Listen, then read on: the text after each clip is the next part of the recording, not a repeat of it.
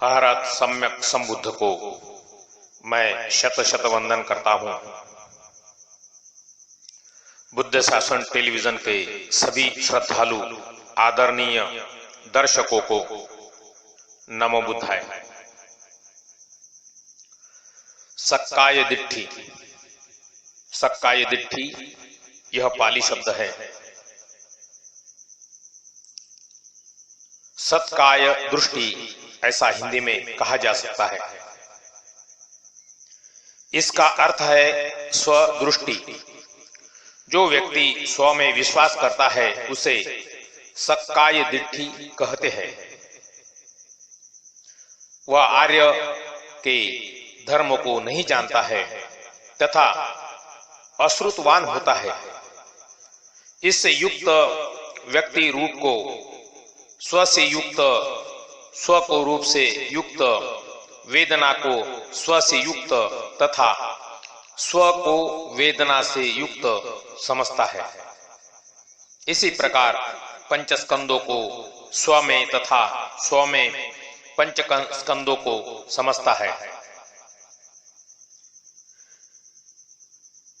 विचिकित्सा, इसका अर्थ है संदेह या शंका। इसे हिंदी में शक भी कहा जाएगा। इसके उपस्थित होने के कारण व्यक्ति बुद्ध धम्म तथा संघ में संदेह करता है। भगवान बुद्ध के सभी उपदेशों में तथा पूर्वाद दृष्टियों एवं अपरांत दृष्टियों में भी भ्रम करता है। शीलबत्त परामास पाली शब्द है। इसका हिंदी में शीलव्रत परामर्श ऐसा अर्थ होता है। झूठे कर्मकांडों में विश्वास करना ही शीलबत्त परामास है। मिथ्या धारणा से ग्रहण करना परामर्श है तथा शील और व्रत का परामर्श करना शीलबत्त परामर्श है। इस संबंध में कहा गया है कि जिस व्यक्ति में शील से शुद्धि, व्रत से शुद्धि इत्यादि प्रकार से ऐसी दृष्टियां प्रविष्ट होती है और ऐसी दृष्टियों का प्रत्येक क्षण चित्त में आबद्ध करता है तथा अशुभ मार्गों का अनुसरण एवं मिथ्या दृष्टियों का आश्रय प्राप्त करता है, वह शीलबत्त परामर्श है। कामराग, काम गुणों में आसक्त तृष्णा ही कामराग है। जब तक इसका बंधन नष्ट नहीं होता तब तक इसके बल से पुनः पुनः कामभूमि में उत्पाद होता है और अपने तृष्णा को बढ़ावा मिलकर मनुष्य के मन में काम तृष्णा जागृत होती है। पटीघ यह पाली शब्द है। इसका अर्थ होता है प्रतीघ। इसका दूसरा भी अर्थ है द्वेष। ऐसे व्यक्ति का चित्त द्वेष से युक्त होता है जिस प्रकार दुष्ट व्यक्तियों की संगति करने वाला उसके वश में होकर विनष्ट हो जाता है, उसी प्रकार द्वेष से युक्त धर्म नष्ट हो जाता है। रूप राग में उत्पन्न होने की इच्छा रखने वाला व्यक्ति रूप राग युक्त कहा जाता है। इस प्रकार रूप ध्यान के विपाक से आसक्ति रूप तृष्णा को रूप राग कहते हैं। अभी अरूप राग, अरूप लोक में उत्पन्न होकर इच्छा करने वाला व्यक्ति अरूप राग युक्त कहा जाता है।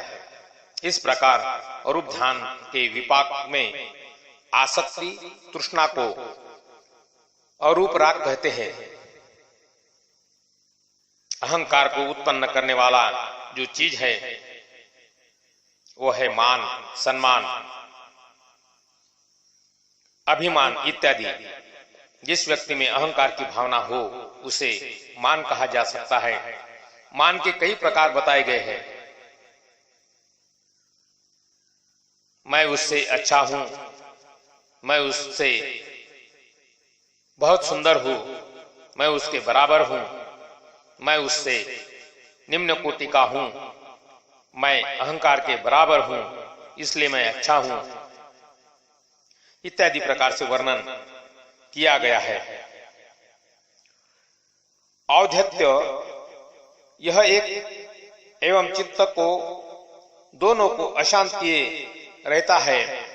अकुशल चित्तोत्पाद होने के कारण चित्त चेतसिक धर्मों का दहन करता है, इसलिए उद्धत भाव उद्धत्य है।